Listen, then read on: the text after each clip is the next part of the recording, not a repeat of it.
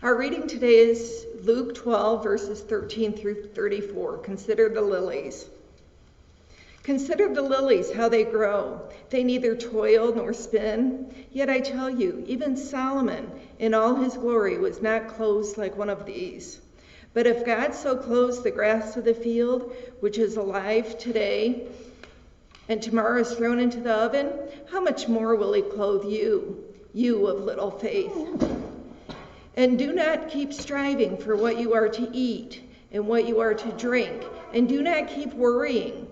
For it is the nations of the world that strive after these things, and your Father knows that you need them. Instead, strive for his kingdom, and these things will be given to you. Do not be afraid, little flock, for it is your Father's good pleasure to give you the kingdom. Sell your possessions and give alms. Make purses for yourself that do not wear out, an unfailing treasure in heaven, where no thief comes near and no moth destroys. For where your treasure is, your heart will be also. So when I was first asked to do this Lenten reflection, I didn't answer right away. I have a fear of public speaking, like it's really a fear. And after some research, I found out it's called Glossophobia. It's a social anxiety disorder. It took me a long time. I've had this fear all through grade school, high school, college, and professionally. So I've accomplished it by just not doing it anymore. From searching through the Bible for help with my decision, I came upon Moses. And I noticed he was very afraid of public speaking. He was afraid that his speech would be impeded because he had some kind of speech impediment. But God told him he would give him the help he needed, and Moses went ahead and did it. And that was really fortunate for the Israelites because it made all the difference in their history. And Moses is now the most important thing in the Jewish, the most important person in the Jewish Bible. And then I came upon Jonah. And Jonah would rather throw himself in the sea and die than do public speaking. Yet when he did this, he was captured by a whale or a big fish and spit out on the shore. And then he did speak to the people of Nineveh.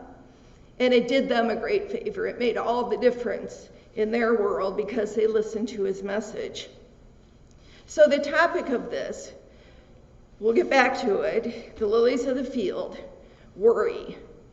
And I thought, worry, well, I've got this. I no longer think too far ahead. I don't plan too far ahead. I increment my life in very much in the moment. And I don't worry about the past either because I realize you can't change it. So I thought, I got this. I don't worry anymore. I sleep well at night. So I agreed to go ahead and do this talk. But that night, in the middle of the night, I woke up wide-eyed, and I thought, what in the world did I say?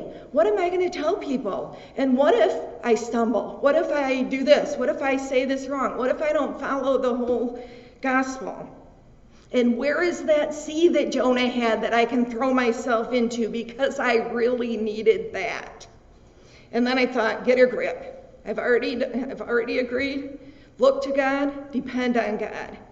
Start at the beginning, you of little faith. The lilies of the field don't worry about what they wear or how they grow.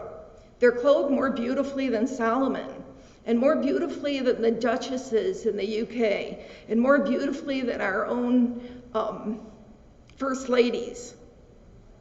But how are we like the lilies, and how are we different? We're like the lilies because we are a creation of God's, just like the lilies. But the difference is that the lilies, when he created nature, he said this is good. But when God created man, he said this is very good because we're created in God's image. Another thing about this reading is that if you have a Bible that prints Jesus' word in red, this whole reading is in red. This is what the Son of God came to say to us in his words. And therefore this message is very important. And what is the message? Do not keep worrying. God knows what you need. Do not be afraid, and that God is good. I had a friend once that said to me when I was worrying, do you trust God? And I said, yes. And then she said to me, do you really trust him? And that's a different answer. You can so easily say yes, but when you analyze, do you really trust him? That's a harder thing to answer. So what is your glossophobia? Are you afraid of this virus? Are you afraid of being alone? Are you afraid of the dark? Are you afraid of snakes? Are you afraid that this pandemic will never end?